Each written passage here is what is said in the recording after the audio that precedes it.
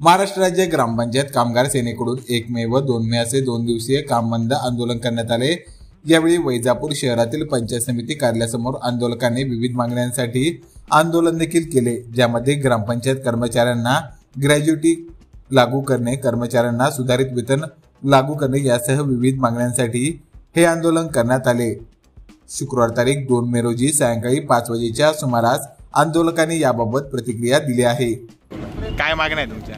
ग्रामपंचायत कर्मचाऱ्यांना नगरपालिका व जिल्हा परिषद कर्मचाऱ्याप्रमाणे वेतन श्रेणी मंजूर करणे, ग्रामपंचायत कर्मचाऱ्यांना नियुक्ती वेतन लागू करणे,